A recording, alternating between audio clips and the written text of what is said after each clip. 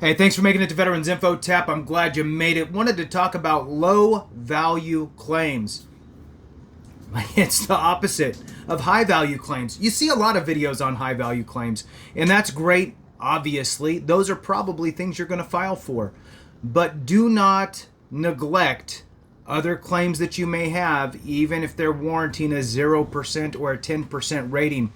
It's very important for a lot of us to make sure that you file for everything that you actually have that's service connectable, or even as a secondary, right? So with that, don't get hung up on only focusing on high value claims. You could fall short of your end goal. Make sure that you are documenting and pulling together all your evidence for all of your conditions, again, regardless of what amount that specific ailment will warrant in regard to service connection.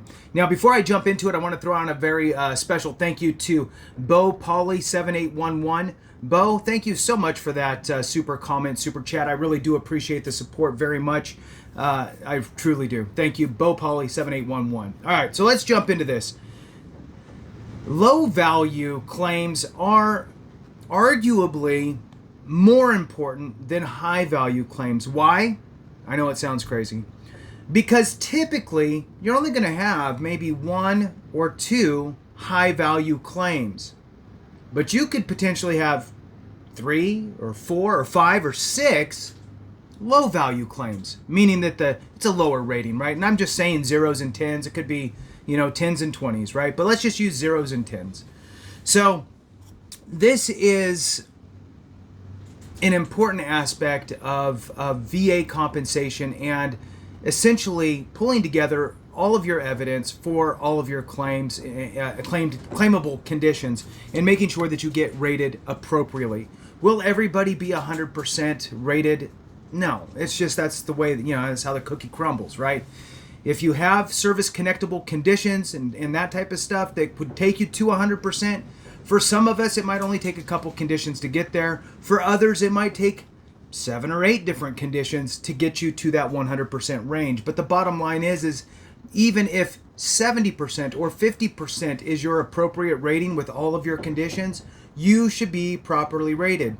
If you should be at 50, you shouldn't settle for a 30, if you get what I'm saying. So why are zeros and tens important? Well, 2 main reasons. One is you can always look for an increase later. Here's the power of already having something in place. You no longer need to prove the nexus. That's gone because the VA has already conceded to it being service connected. So your 0% connection for whatever it is has already been established as a service-connected condition. So that heavy lift is done. Now, as time goes by and age settles in, maybe that condition gets worse over time and it's documented because you're going to the doctor, and now you have evidence that you could file for an increase. And it's a much easier ask than trying to start from the beginning. So you can still do that with 10% as well, right? Or 20s, or any condition for that matter, if there is a next level on the rating schedule. So if there's actually a higher level of compensation you can receive. Now let's talk about the real kind of where the rubber meets the road impact. This is where you look at secondary conditions. And really, you need to think about it in this way. If I neglected this condition to file for it, then I've now lost the opportunity for secondaries. I'm going to give 3 examples here, so stick with me. The 3 examples I'm going to give are secondaries to tinnitus, which is rated at 10%, and really, warning, only until probably around April when the VA is set to essentially remove the diagnostic code and the ability to rate tinnitus as a standalone condition.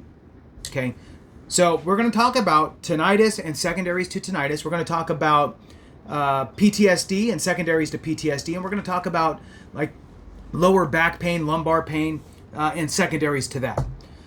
Now, these are or could be especially the first two, right? The first and third, I guess. So for tinnitus and for lower back pain, these could be low ratings out the gate. 10% for tinnitus, a 10 or maybe a 20% for back pain. Who knows where you fall on the PTSD scale? Maybe it's a 30%.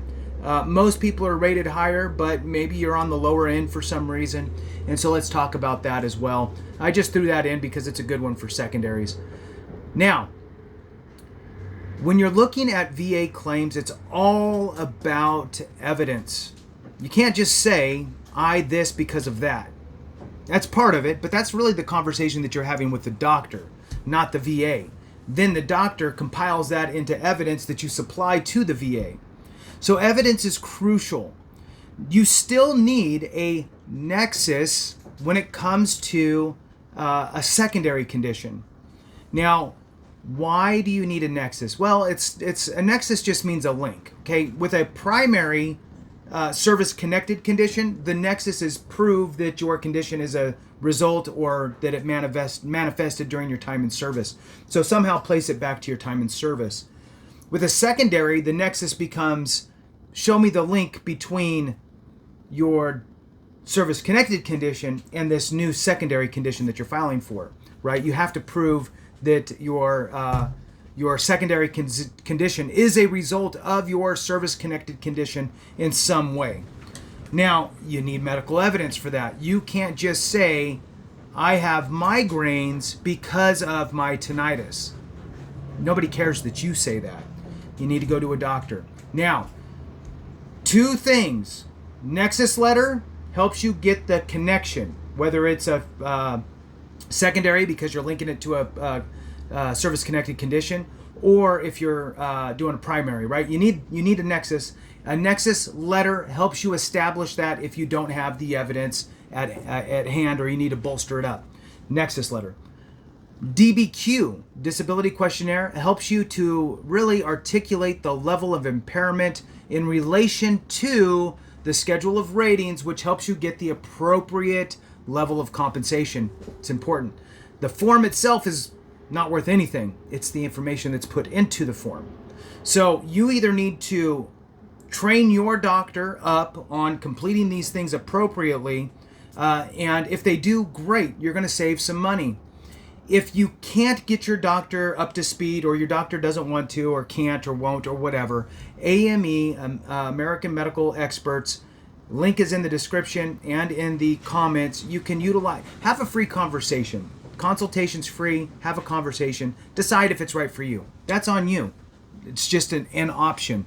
All right, so let's talk about tinnitus. So tinnitus, ringing in the ears, again, is going away as a standalone rateable condition.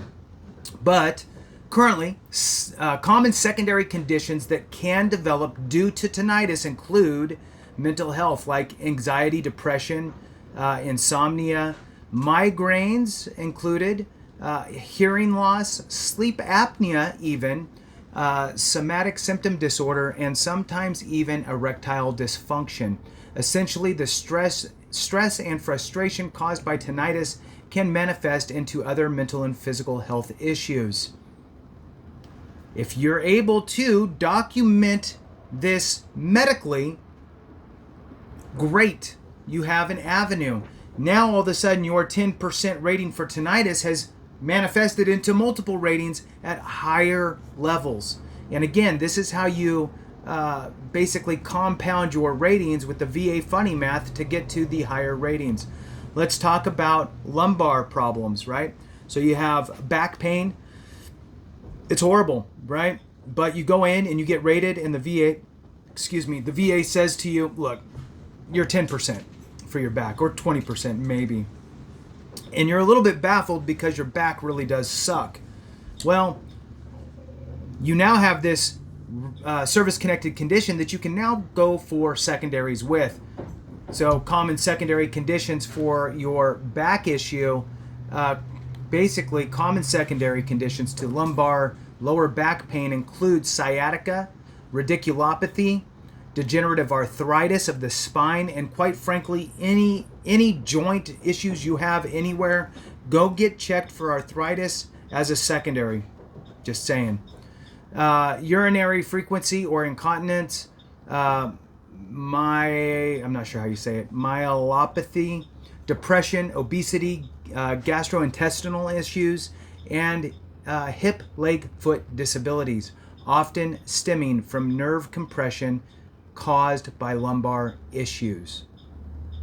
So there's a whole host of things here that could, again, compound ratings through secondary conditions to really bolster that up. So instead of thinking, oh, my back condition's only a 10%, you should be thinking, okay, I need to go get checked for radiculopathy, I need to go get checked for arthritis, and get those things added on. Maybe you have some other issues, depression, whatever it is, and work on those secondary conditions, because now that 10% rating for your back has now turned into a VA funny math 50 or 60%, right? So very, very important to really pay attention and have the conversation with your doctor and build that medical evidence. You got to treat it like it's $1 million deal, because it is. So take your time and document. Last one here, just for the sake of secondaries. Really, most people, I think, that have PTSD are rated in the 50 to 70, probably more likely 70%, with some up into the 100 range. But I would say that the most common is probably a 70% rating. So this isn't really a low value claim. Really, this would be a high value claim. But there are secondaries, and because I'm talking about secondaries, I just wanted to throw it in there. So some common conditions that can be secondary to post-traumatic stress disorder include, and this is just such an interesting list, which is why I'm sharing it, because if you do have PTSD and you have any of these, have a conversation with your doctor and see if they will link it to your PTSD. That would be the important aspect, again, creating that medical evidence. So some conditions that can be secondary to PTSD are GERD, gastroesophageal reflux disease, irritable bowel syndrome, sleep apnea, migraines, hypertension, erectile dysfunction, some word I can't say, which is some sort of a joint dysfunction, temporomandibular joint dysfunction. So it's TMD, causes the jaw joint pain that may radiate to the surrounding muscles. All right.